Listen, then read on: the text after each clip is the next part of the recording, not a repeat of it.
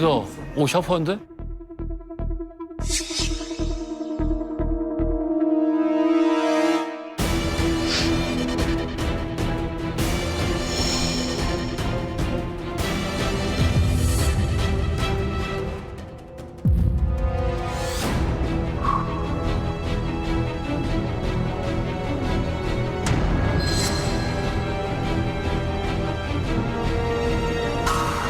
야, 저건 진짜.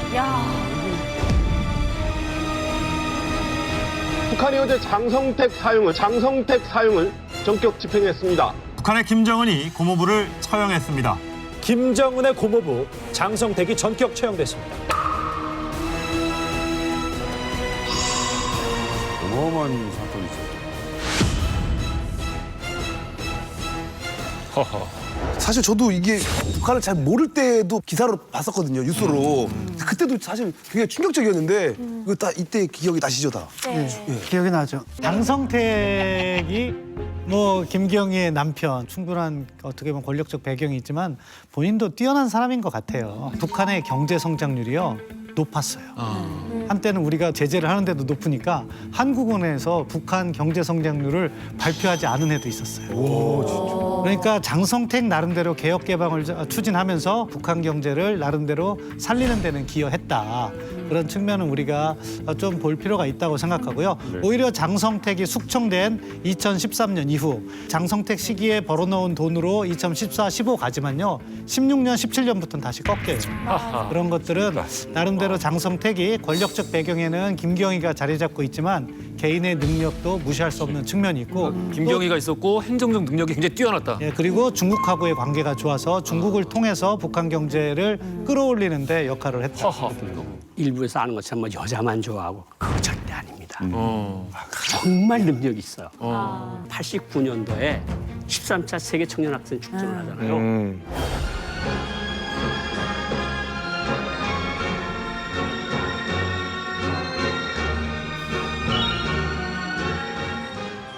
부주석은 그냥 명목상 준비위원장이고 장성택이가 이걸 끌고 나갔으니까 13차 축전을 한 거예요. 그러니까 예를 들어서 만수대 창전지구에 아파트를 건설합니다.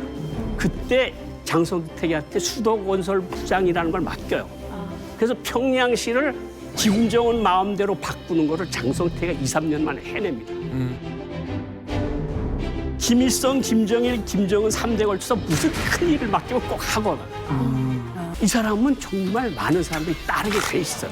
장성택은 인척이었음에도 불구하고 김정일 왕조의 일종의 재상이었다. 그러니까 재상으로서 기능했다. 재상으로서 그리고 기능을 심지어 잘했다. 인척인데. 그리고 그 다음 때까지 이르러서 그 역할을 하려고 했는데 점점점인 거죠. 그렇지. 근데 결과적으로 요 촛불이 흔들리게 되는 선을 넘어버리게 됩니다.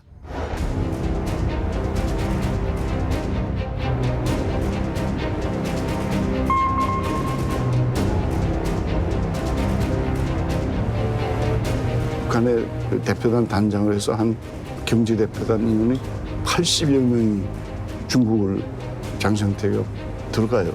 그러니까 중국에서 지금 후진타고 뭐 이러는가 뭐 저 어린애가 앞으로 잘할 수 있겠는가. 만약에 잘 못할 때는 무슨 대책이 있는가 하니까 그에 대한 대답으로 중남이 있다. 그렇게 말했는데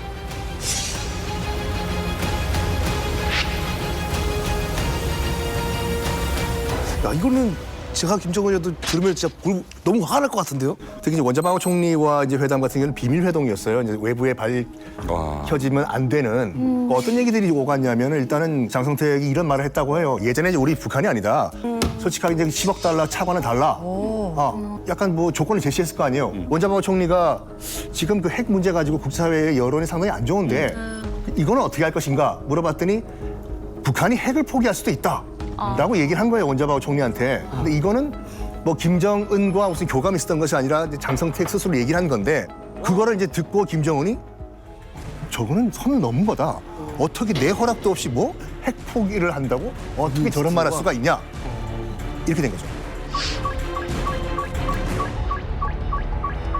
그들은 나름대로 새로운 그림을 그리고 있었겠죠. 심지어는 핵도 포기하고 중국과 경합해서 중국식 개방 개혁으로 나가겠다, 새 시대를 열겠다 이런 생각들을 갖고 있었을 텐데 이쪽에서는 딱 보니까 날려버린 거죠.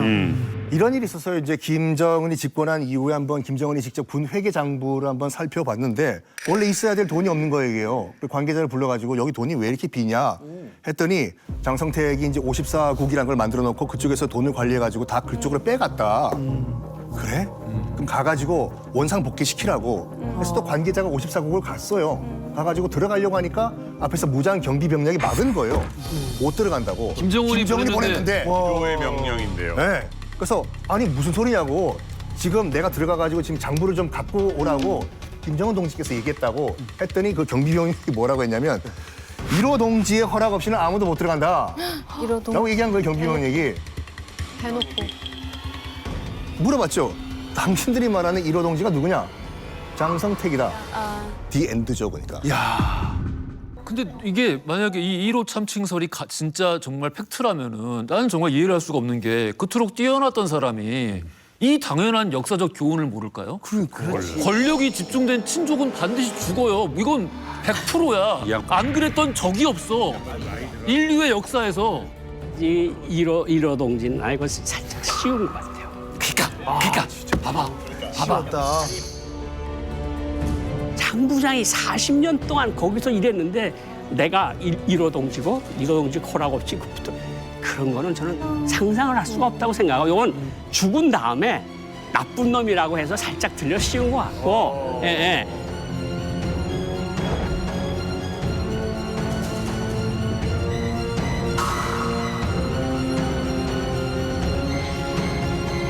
실제로 오늘 행사장에 가서 이제 맞습니다. 우리 장 부장 동지 만수무강을 위하여 그랬다 장 부장이 그 자리에서 술잔 깨고 나와버렸다는 거예요. 그거는 그 사람이 닿지 말아야 할 터부라는 걸 알아요. 손을 너무 많이. 네, 근데 확실한 거는 장 부장 동지 허락 없이는 못 들어갑니다. 거기에 1호 동지라고 한 거는 그거 살짝 뒤집어 씌운 느낌이 있어요. 그러니까 이건 결국 이건 반드시 죽어야 되는 사람입니다. 그렇지. 이미 이 사람 무조건 죽어야 되는 거예요. 무조건 죽어야 돼. 장성택의 행보를 보면 철저하게 뭐 1인자가 되겠다고 한 행보는 아니었어요. 다만 저는 그 판결문을 볼 때 아, 장성택 죄가 없구나 하는 생각이 들었어요. 왜냐하면은요. 네, 이 신문 반 페이지 정도 차지하도록 판결문이 꽉 차 있어요. 각종 제목.